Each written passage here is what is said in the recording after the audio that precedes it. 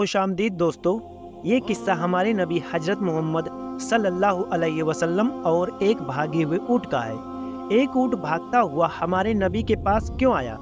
اونٹ کے مالک ہمارے نبی سے کیا شکایت کرنے لگے؟ اور اونٹ نے ایسا کیا کہہ دیا کہ حضرت محمد صلی اللہ علیہ وسلم رونے لگے؟ آئیے جانتے ہیں۔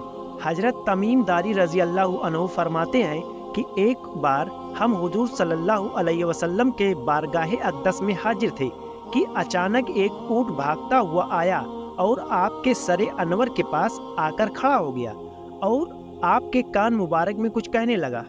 آپ نے فرمایا کہ اے اونٹ، اب تو سکون کی سانس لے، کیونکہ تو اللہ اور اس کے رسول کے امان میں آ گیا ہے۔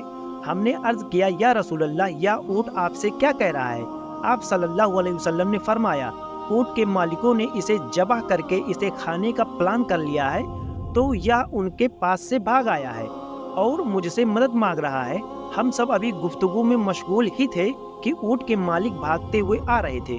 اونٹ نے جیسے ہی ان کو آتے ہوئے دیکھا تو دوبارہ حضور صلی اللہ علیہ وسلم کے سر مبارک کے پاس کھڑا ہو گیا، اور جیسے جیسے اونٹ کے مالک قریب آنے لگے ویسے ویسے اونٹ پیارے نبی کی آڑ میں چھپنے لگا۔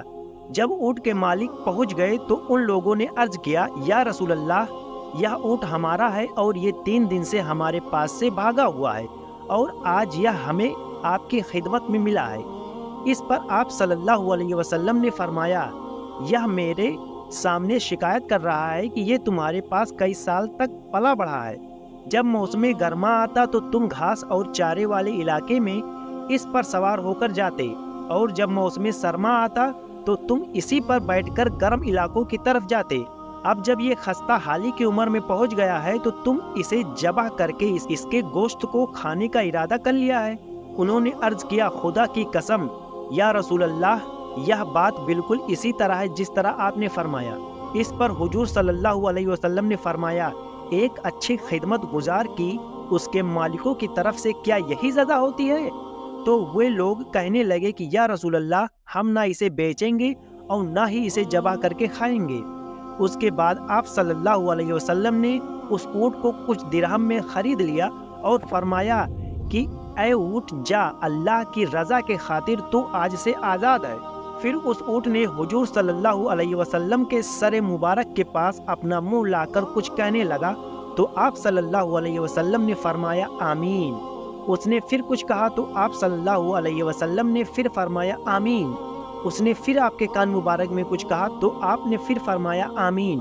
اور جب چوتھی مرتبہ اونٹ نے کچھ کہا تو آپ صلی اللہ علیہ وسلم کی آنکھوں سے آنسو بہنے لگے۔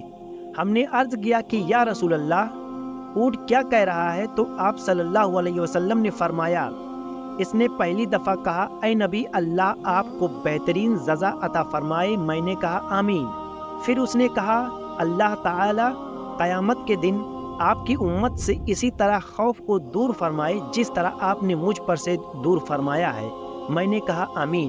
پھر اس نے دعا کی کہ اللہ تعالی دشمنوں سے آپ کی امت کے خون کو اسی طرح محفوظ رکھے جس طرح آپ نے میرا خون محفوظ فرمایا ہے۔ پھر اس نے کہا کہ اللہ تعالی آپ کی امت کے درمیان جنگ و جدل نہ ہونے دے۔ یہ سن کر مجھے رونا آ گیا، کیونکہ یہی دعائیں میں نے بھی اللہ تعالیٰ سے مانگی تھی۔ اللہ تعالیٰ نے پہلی 3 دعا تو قبول فرما لی، لیکن آخری دعا سے منع فرما دیا۔